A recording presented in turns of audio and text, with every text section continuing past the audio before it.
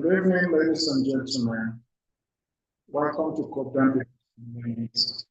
Tonight's discourse, we'll be discussing a number of burning national issues as they affect Nigerian socio-politically. On tonight's program on COPDEM People's Parliament, I have with me in the studio Mr. Jobson, all the way from Power States, and a number of other guests are also here to do justice to the discourse. Also joining us tonight is Mr. David Sunday from Power States and the studio analyst. So on these notes, I will be welcoming you all to tonight's COPDEM People's Parliament. We have viewers out there via DDM who have also joined to be part of what's happening home. Those who are joining us from home and those who are joining us from abroad. We appreciate your time keeping the dates once again on this episode of COPDEM People's Parliament. Tonight, we'll be dealing with four trending stories, and one of the participants on Zoom, Mr. N.H. Jobson, will read out those four burning headlines. Mr. Jobson, if you are there, please fire on. Good evening, our dear listeners and viewers all over the world. I want to specially welcome you to today's edition of the COPDEM People Parliament. On today's editions, we have four good trending stories on our list here. And the number one story says Saudi Arabia to lift ban on alcohol in January 2026, implementations to anti-alcohol Sharia law in northern Nigeria. On the second on the list, we have assessment of President Ahmed Bola Tinubu 2 years in office. On the third, there we have ADC coalition, the only available pathway to challenge Tinubu in 2027. And the last but not the least on our trending story tonight is Sheikh Gumi deportation and ban from Saudi Arabia, implementations on national security. Back to you, due process. Yes, thank you for reading it out. Sorry, the last one is not implementation, it's a typo. It's actually implication for national security. On this note tonight, we'll be having a discussion around these four trending stories that were read out by one of our Zoom panelists who will be part of discussion tonight. Please, viewers out there, in case you want to have a call in during this discourse to be part of the conversation, here is the number to call 08062557980. Again, if you want to be part of the conversation, you can call in from 7:15, and the number to call is 08062557980. Thank you for being part of this program. My name is Mr. Ako Christian Oche, or otherwise called the Due Process. Welcome to tonight's show of COPDEM People's Parliament. Mr. Edegbe Sunday, I don't know who among you would like to go first. But then, before then, let me give a brief background. Right on the news, we are a tragic story where Sheikh Gumi has been deported from Saudi Arabia. Sheikh Gumi was reported to have gone to Saudi Arabia to observe this year's recent Hajj, but he was allegedly deported from Saudi Arabia on grounds of some tie to the terrorists in Yemen. And it's a negative news, not to Sheikh Gumi per se, but to the image of the country, Nigeria in general. It therefore shows that the rating of Nigeria on a global scale when it comes to terrorism, Nigeria has again made a very wrong headline in the global space that we are home to terrorists, hosting personalities that have been deported from Saudi Arabia in our own country. Is not a good image for the country. And there is no better way to demarket the country than having this type of thing happen to Nigeria. Secondly, part of the trending story here in Saudi again, Saudi is shifting towards liberalism. Liberalism in the sense that they are opening up their country to accommodate different culture, different tradition, different socio-economic background. Different people are being accepted in Saudi Arabia as I speak, and the Grand Prince seems to be doing so much in changing the trajectory of Saudi Arabia by opening it up for foreign investors. And part of the key aspects of accommodating different social, political, social, cultural background, people from different walks of life, is by lifting the ban on alcoholic drinks. By January, we have the proposal already in place that they will be lifting the ban on alcoholic consumption in that country. And that's good news because it shows liberalism. As an individual, you have liberty to consume whatever you feel like consuming, so long as it does not in any way affect the liberty or the rights of others. And again, we will continue the assessment of Bola Tinubu's 2 years in office. So far, President Bola Tinubu has spent 2 years in office, and Nigerians are lamenting from day one it has been hell loose on Nigeria. On this note, we'll be wrapping it up with a talk on the coalition, of course. We understand that 2027 is somehow behind the corner politically, and we cannot shy away from having a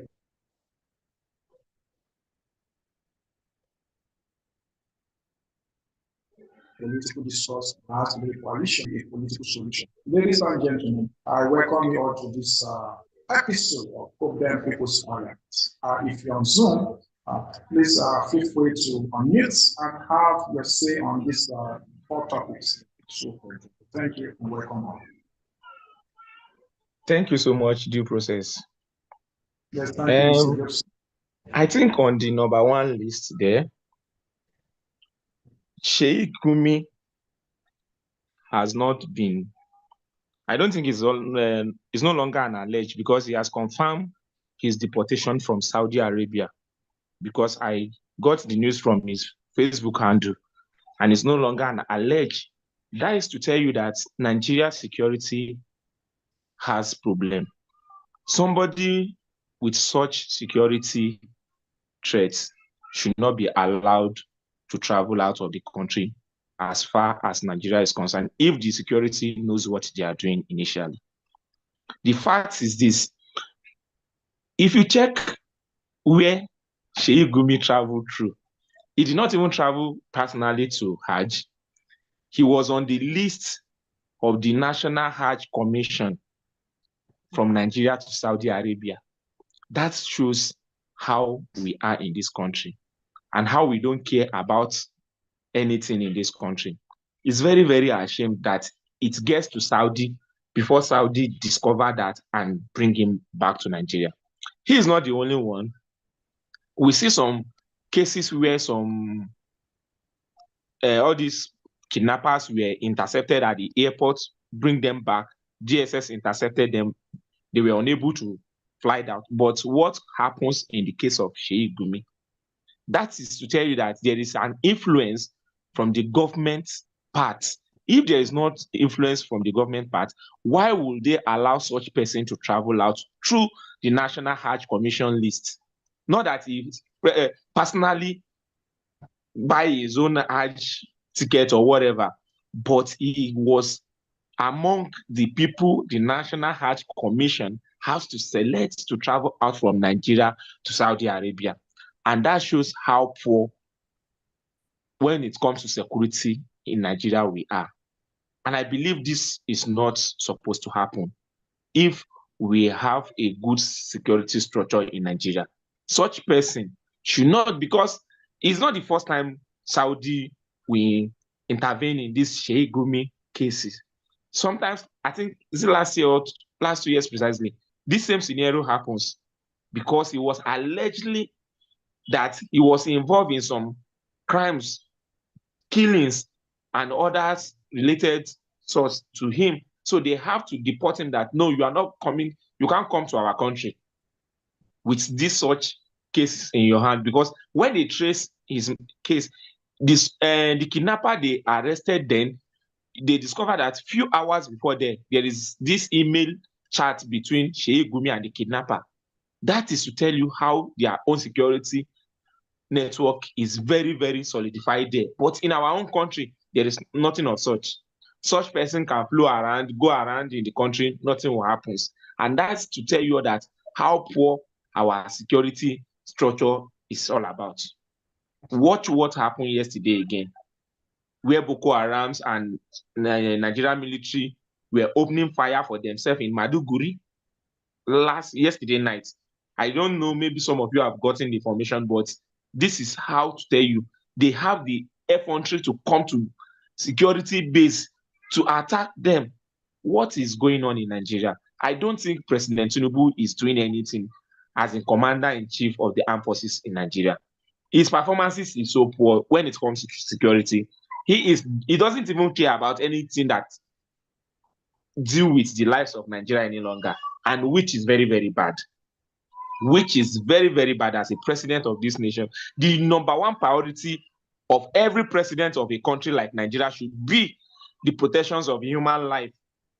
The protections of human life. Now, human life in Nigeria is no longer counted again. They can kill anybody anywhere. Such people should be held responsible. Such people should be kept in a jail so that they won't go out. They won't enforce any threats to the country. But in Nigeria, nobody will talk about them. They can talk about PO. They can say anything about such people that have good mindsets about Nigeria. But these people that are perpetrating all these acts, nobody is acting against them. And that is to tell you that the Nigeria security threat is alarming. And if care is not taken, the way things is going now, if President Bola Ahmed Tinubu did not talk about anything and did not take action as fast as possible, things will get worse before we enter the end of 2027. It's not a prophet, but this is reality. We need to start talking about this insecurity in Nigeria. As far as I'm concerned, that is my own opinion for now. Yes, thank you for that submission on the complicity of the Nigerian security architecture. Is on record that the Nigerian security have not shown that zeal to actually fight terrorism in the country. Nigerians have indicted the security architecture because there were times when Nigerian army traveled as far as Liberia to restore peace in that country. Then what happens to Nigeria, our own country? We've been fighting terrorism since 2009 until this moment. A child that was born since 2009, at least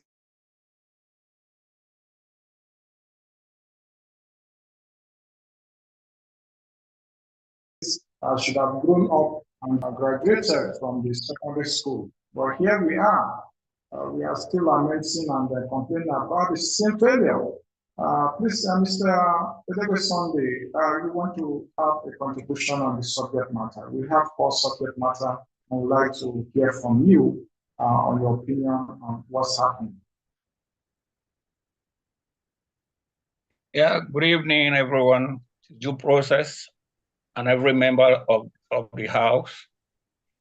You see, I want to start by saying that, yes, we all know, we are aware that Sheikh Gumi was deported from Saudi Arabia. The news is all over the place, and we know it is true. When the news has come, in this form, we all know that it's true, and that is the truth. But I want to start by saying that I am speaking today, but I don't know actually what transpired. But the people that deported him they knew the kind of person he is. They knew the reason why, he must be deported back to his country. Me and you know that some years ago, this very man is the same person, that is standing intermediary between the bandits and the federal government. So what does that tell us? It is the one negotiating between the bandit and the government, telling the government to pay ransom to the kidnapped victims and all of that. So it is very, it's very shameful. It's very saddening that even we Nigerians, we know the kind of person that man is, and we are still keeping him, in our environment. He's still moving freely, doing everything freely. And, outside Nigerians that are rejecting him, he's being rejected all over the place out there. So this country, our government needs to wake up and do something meaningful, because insecurity today in Nigeria, is becoming unbecoming. People are dying on a daily basis, and this kind of person, we know him, and everyone knows him. Is moving freely. That is to say, some of our leaders, they involved in this insecurity that is all over the place in the country. So that is what I will say. So the Nigerian government just have to wake up to be able to check this group of people, these people, to see how they be able to confess the people involved in this criminality, this banditry, and all of this insecurity that is all over the place. That is what I have to say, because I and you know, everyone know who Sheikh Gumi is. I don't know the favor he's doing to the federal government. I never know the favor is doing to the Nigerian people. I don't know. I have not seen any favor than the harm that they have been doing all over the years. So we just have to wake up, and that is it. And that is why we are clamoring for a change of government in 2027, because we cannot continue like this. We cannot continue in this same way. So let me stop here on that. Thank you. Yes, from the look of things and the one-party system tendency of the superintendent of ASO, which is Bola Ahmed Tinubu, it's very clear that the pathway for Nigeria is just a coalition. As it is, the PDP is facing crisis endlessly. The LP is facing the same leadership crisis endlessly. And the only alternative before the Nigerian people is just the coalition. What's your thoughts on the progress being achieved so far by the coalition? We've had the appointment of Atiku Abubakar as head of the Northeast, the appointment of David Mark as the head of the North Central, the appointment of Peter Obi as the Southeast head, and the appointment of Aregbesola as the Southwest head of the coalition, as well as the appointment of the former governor of Rivers State, Rotimi Amechi, as the head of the South-South coalition.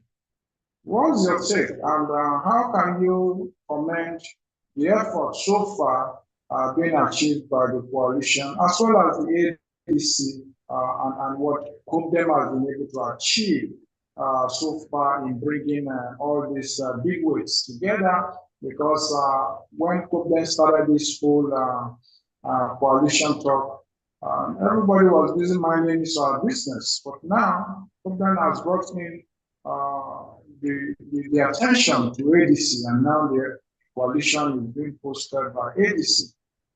What do you have to say in respect to all these efforts that have been achieved, and what advice will we give to the coaliting units that have come together to form a single front against Bola Ahmed Tinubu come 2027? Thank you very much. Thank you. Thank You sir. see, a coalition is a good thing. And that is the only way we can be able to take power from President Bola Ahmed Tinubu comes 2027. But we must also talk on electoral reform. We must continue to talk on electoral reform before, or rather after this coalition, or as the coalition is going, we'll continue to talk of the electoral reform. Because issues that happened in 2023, issues and the challenges that have happened. One, difficulties in voters' card registration. They were stopping people from registering for their voters' cards. Once they discover you are not from this, Southwest, they were stopping people. Once they see your name in Adozie, Ngozie, or what have you, they were stopping people. All of that needs to stop. I was the chairman of polling units in 2023 in Kwara State. We register members for the agents to represent the Labour Party, to represent us at the polling unit, and at the end of the day, all the tax we received were not our member. All the efforts we made were jeopardized that year. All of this have to be done. Ballot papers that were brought to some area, most especially in Lagos State, Labour Party were not found in those ballot papers. Why am I saying this now? So that they should be able to know. After this successful coalition they are doing now, and all of these are not fixed, these people are still looking for a way to ring, they'll be looking for a way to ring their self into office. And that is the reason they are demolishing PDP offices everywhere, and they are planting people in all political parties, even in the ADC. Our ADC today now, we don't know whether we also have mode already inside. So that is what they are busy doing, to destroy every other political party so that they will not have a headway, and at the end of the day, they will have a free ticket. And logistics also, we were having issue in logistics 2023. The vehicles that are bringing ballot papers and all the electoral materials, some of them could not walk, some came late, very late, and all of that. Beavers could not be able to function. We all know that. Beavers and the transmission of results could not work, and all of that. The process at which any chairman is being appointed in Nigeria today, I don't know if that could be added to this electoral reform. When it should not be the president of the country. If they be able to stop that, I think it will help us a long way, even at time to come. A president cannot just stand up and say, okay, I appoint INEC chairman, stand. Why are they doing that? They are just putting their people there that will help them to rig the election. So all of these things have to look into. The coalition, to start again, the coalition is a very good thing. And the people that are involved, they are good. to be sincere. But at the end of the day, I pray there should not be a betrayer among them. So electoral reform should be what everyone should be campaigning about. All the youth, you continue to talk of electoral reform. And I want to thank some of the youth that are making move, like Peter for Nigeria, and all of those group of people that are doing it. And God will continue to bless them. They are doing the good. Mr. David Sunday, we have a caller.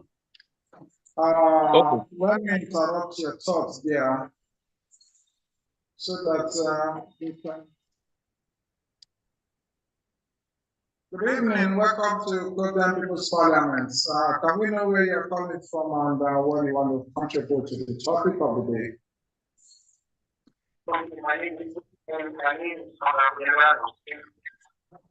All right, welcome to COPDEM People's Parliament. Okay.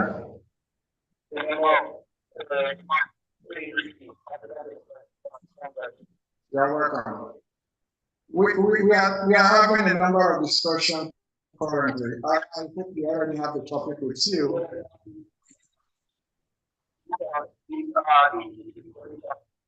Okay, go on.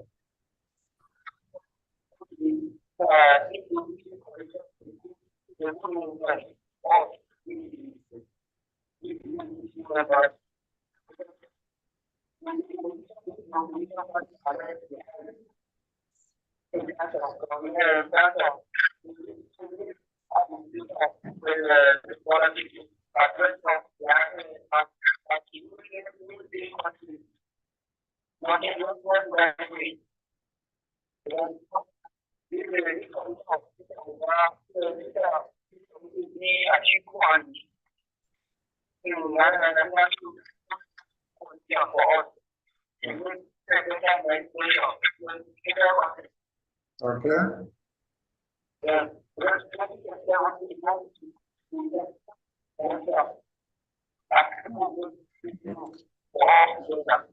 Okay. Thank you. Thank you. What's the mood? What's the mood in your state where you are calling from in respect of the news of the coalition? How are the people responding to it? How are the people of your state responding to the news of the coalition?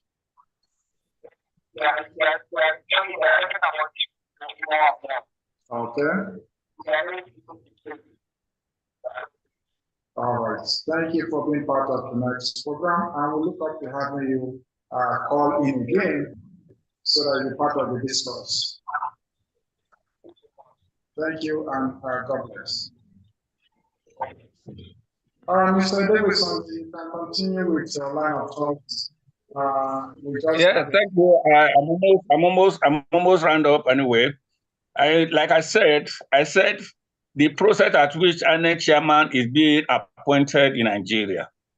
The National Assembly just have to do something about that. Because, for instance, I'm the president of Nigeria. I decide to appoint any member of my family or any member of any of my friends come and become an INEC chairman because I want to win the election. It is very, very easy. At least there should be a law that will be put in place that the president himself cannot just wake up and appoint a INEC chairman. You understand? That portion should be given to the civil society group. We have them on ground. We have Yagal Africa. We have even like COPDEM and all of that. All this group of people a group of people to do all of that. I'm just giving an instance. So that is one. Now, and not to announce the result of the election, like what we are watching all this advanced country when they are doing their election. Look at the one they did in America the other day. Look at the other one they do in Canada or what have you. I was watching it. People walking freely, no thuggery, nobody fight anybody, and everything is very peaceful and all of that. And before you know it, they release the election, the results. Nigeria, here, sometimes 4 days they are still counting. They are still counting the ballot paper. That is where all this add more paper, add this or that. That's when they come up. So all of this needs to work on. I know the group of people have written the petition to change the electoral reform.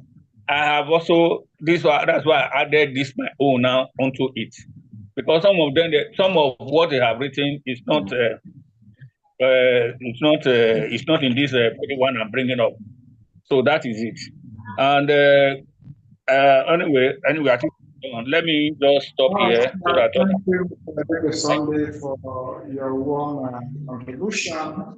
One of our member here on the Zoom is agreeing with your line of thoughts, and Mr. Isaac, is of the opinion that the powers to to appoint the INEC chairman should be withdrawn from the presidency and be transferred to the political parties or non-partisan body, so that they can decide on who emerges as the INEC chairperson instead of the president appointing the INEC chairperson and appointing all the commissioners. It doesn't work out that way. But one thing I want to stand by is that for this Bola Tinubu, I don't see him yielding towards the cry of the masses for any reform that will make his exit so easy.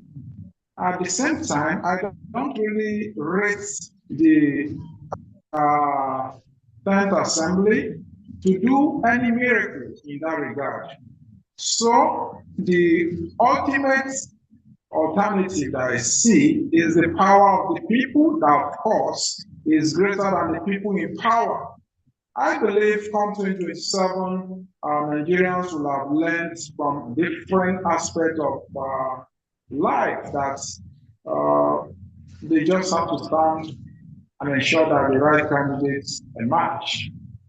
In the words of Mr. Peter Obi, when he was addressing the Northern Consultative, the National Consultative North, in respect to 2027 election, he made a comment that they have been voting religion, voting tribe. Now it's time to vote for capacity, vote for competence.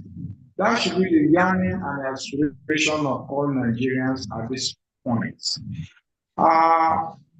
Entrance to our discussion tonight, we've discussed electoral reform, even though it's not part of our initial topic. But of course, it's very critical. Come 2027, on this program, repeatedly, we've held the position that electoral reform is the only way to avert anarchy. Anarchy in the sense that there will be a scenario of two fighting, a scenario where one will want to cheat and the other will stand his ground and say no way for cheating this time around. And of course, it will give rise to uprising in the country and it might turn into chaos. The only way to avert this situation is to ensure that there is electoral reform and all political actors play by the rules, ensure that there is rule of law in our polity. Anything shortfall of this, there is bound to be chaos from 2027. Ladies and gentlemen on Zoom, if you still want to have contribution on the 4 topics that we raised for the day, please unmute. We are still rating President Bola Tinubu's 2 years in office. Please feel free to rate him how well or bad he has performed. To me personally, I felt he has performed too low, below the President Muhammad Buhari's administration that was adjudged to be a huge failure. Having Tinubu performing far below him again, I don't know how else Nigerians would like to rate him. So please unmute and speak. All right. Thank you so much, due process. Yes, on the aspect of the coalition I think COPDEM have done so well, very, very fantastic well. It's not easy because when you see the power of COPDEM in this coalition, you discover so many things that happens within a twinkle of an eye, which I'm getting so much impressive about COPDEM today. I must be sincere with you. The coalition now is a big threat to President Ahmed Bola Tinubu and the APC party. The dreams of turning Nigeria to one party system is being cut short along the line now. And that is why you have to agree with me tonight that most of them now are running etasketa because they saw even them seeing what happens in Abuja on Sunday is a big threat to them. They don't believe it. They don't believe such coalition could happen. But now is another big threat. The only problem we are having in this country, as far as election is concerned, is the INEC as a body who handles Nigeria election. Like Mr. Idegbe rightly said, I think I've once wrote about this as an article, that if there is a way an INEC chairman will be nominated from the state level or from the local government, they can throw maybe one professor, just bring him out, or 3, 4, 5 of them from each of the political zone, let them come out and let the people vote for them just the way they vote politicians into power. I think that will come up with some sense of reasoning to some of these our politicians that do use INEC as a tool to get into power. Because when you see what is happening in INEC in generally, you believe that you can't bring somebody and that person will not be a loyalist to you. It's not possible. I will not be surprised if Professor Mahmoud is being removed as the INEC chairman come before 2027. It's not going to be a surprise to me because with what is happening now, even President Ahmed Bola Tinubu itself will be calculating, wow, if a not should be there, I think this can lead to my downfall. I would rather bring a Yoruba man to power so that somebody who will listen to me whenever I call him. All these things, we need to checkmate them. Selecting an INEC chairman should not come from the hand of the president, neither from the people in power as of that particular time. This should be somebody that we will know his level of competency, his level of integrity, and the likes to take Nigeria election to a higher level. If we don't have such, I think there is going to be a problem. And that is why the first thing I believe the masses should go after now is in Nigeria electoral reform. If this reformation can be done, I think we'll get it right. But fortunately, our so able guys that are in the house are not ready to listen because they are already a loyalist to Ahmed Bola Tinubu. You can imagine those people who voted in through the Labour Party now going to APC just because they want to feel along, they want to be among. You can imagine what that would be. But I pray Nigerian youth, because this coming 2027, I believe is being between the poor and the rich.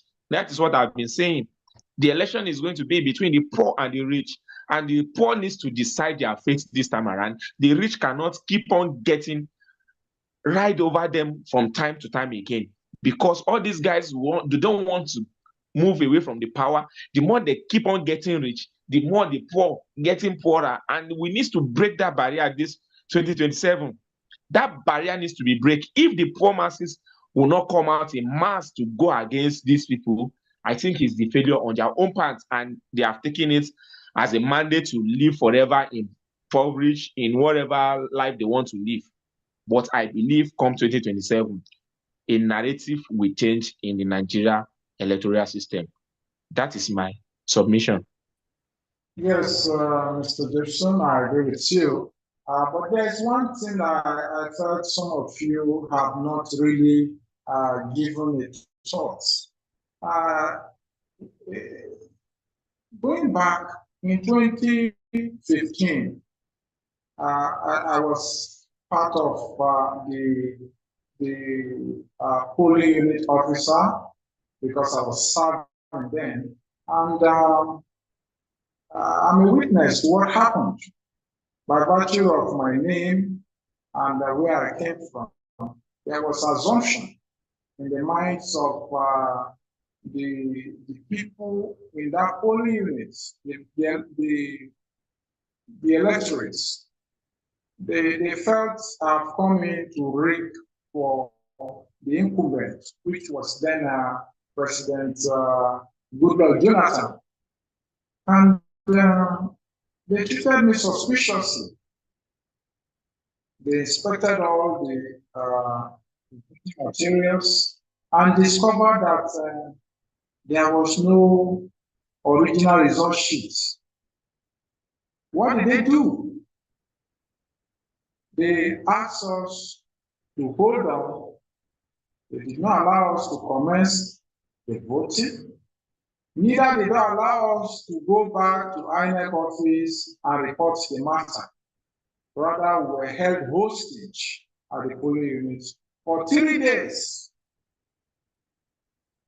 until our SPO showed up at the polling unit and released the original result sheet to each of us, the polling officers in our respective polling units. That was the moment we started the voting in that polling unit. So what am I trying to say in essence? Whatever Gra Tinubu is doing, the ultimate power belongs to the people. Nigeria then, as of 2014, 2015, was not as terrible as it is today.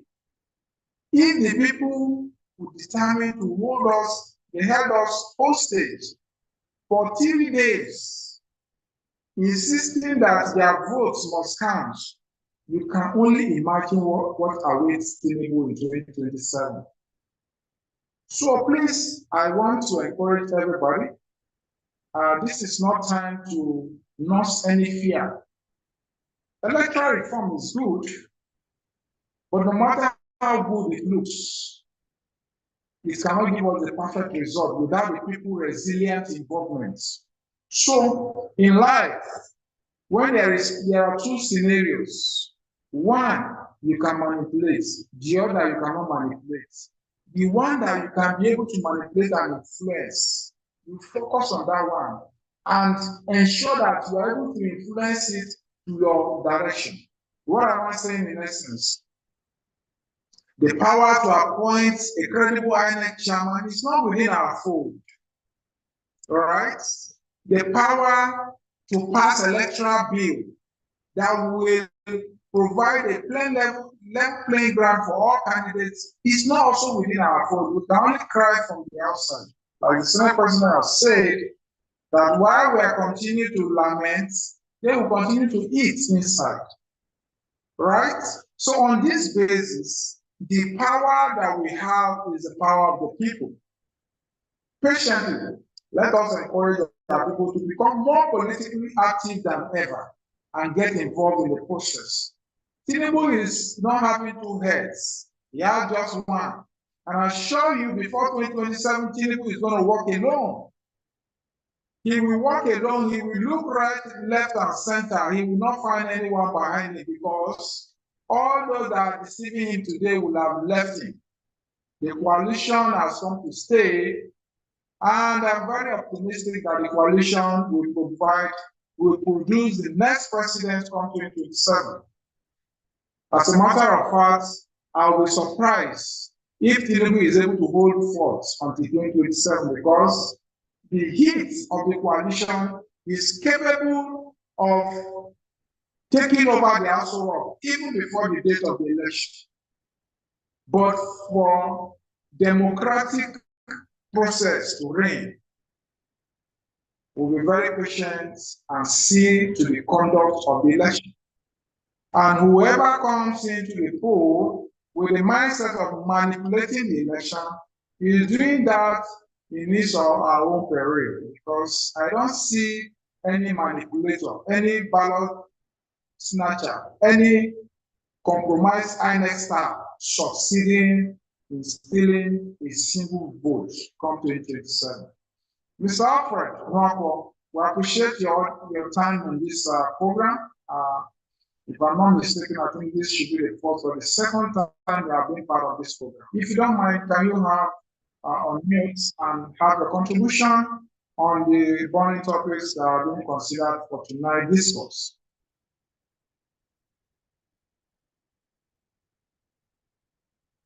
And in case if you are not available to speak, I believe we have dealt exhaustively on the rating of, tonight's topic, except for that of the policy implementation in Saudi Arabia, where they have lifted. Okay, you have unmuted. Please speak. Yeah. Good evening, all. Yes, you're welcome to COPDEM People's Parliament. Thank you for having me around. Thank you. Actually, I joined very late, but from what I've heard, we are assessing the achievement so far of the present administration, right? Yes. From my own assessment, I think he's taking us back, more steps back from where we were when Buhari handed over to him. So economy is worst off. Infrastructure, I've not seen much. Education, well-being, security, I don't know where to start. So in a nutshell, I haven't seen any improvement from what we had. Rather, I've seen worsening scenarios. Worsening situations. He hasn't done anything, so there is a need for us to make more efforts to bring the proper person there. Having said that, let me quickly delve into the preparations and how we are going to make a success. I'm not trying to be a prophet of doom, but I see things from their practical perspectives. In as much as we are doing everything, I think so far as the Tinubu, the president had the power to appoint INEC officials. As the previous speaker said, they should be loyal to him by implication. So we might be doing everything we try to do, but Tinubu, as I know him, cannot go to sleep. I know he will be awake, doing all he can do to frustrate every effort that's being made, anything that will make him not to be there. He can go to any length, in as much as we are trying our best to do the right thing. That electoral reform is very, very important. Very, very, you cannot even rule it out. If there is no reform, I pray our effort will come to fruition. But then I have a doubt, because a Nigerian president is like a god in relation to the people he's leading or being governed. So manipulation, see all those governors jumping ships, trying to identify with him.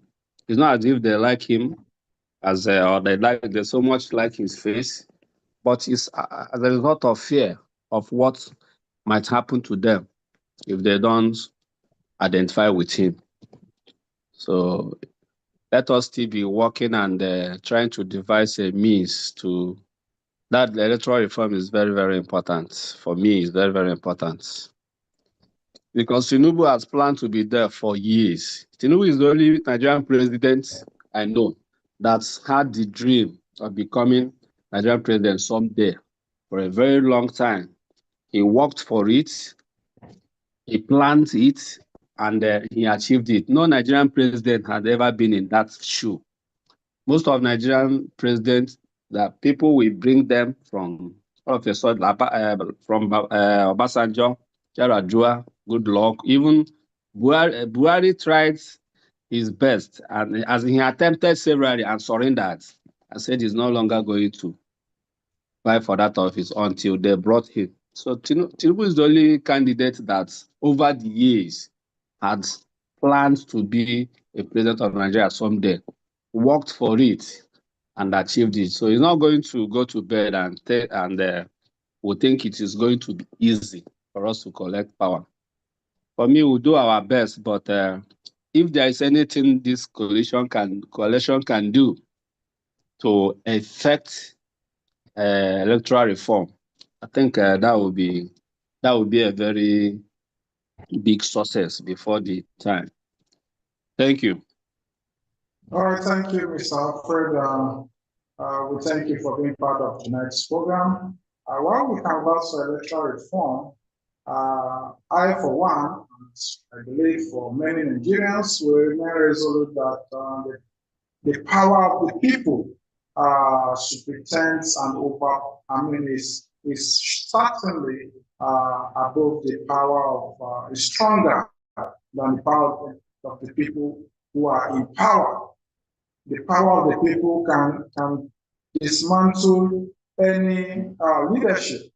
The power of the people can make Nigeria ungovernable for any group of individuals who are having intention of rigging or stealing any votes from 2027.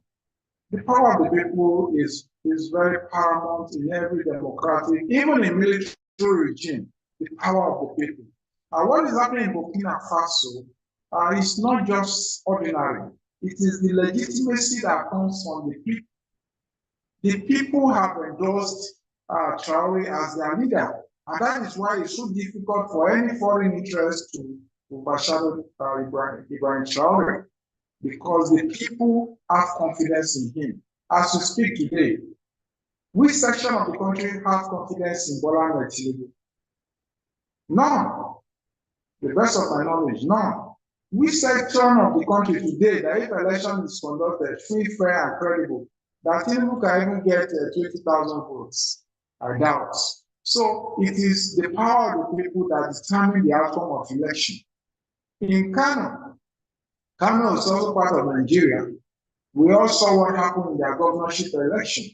We saw how the power of the people determined the outcome of the election. They voted, they waited, they counted, they accompanied their votes to the polling units, to the collation center, to the local government collation center, to the state collation center, and stood and maintained a vigil around the state collation center until their results were announced. That is the approach for 2027. A man whose house is on fire does not go to bed sleeping. That is the approach for 2027. Ladies and gentlemen, thank you for being part of tonight's program. We have overstretched our time. And on this note, we'll be wrapping up the program, and still coming away next week. We'll be giving a brief break to embark on some programming, ensure that we'll come back stronger by next week, Monday. Until we come your way, please, it's good night from here, and have a lovely night rest. Thank you, Zoom panelists, for being part of the program.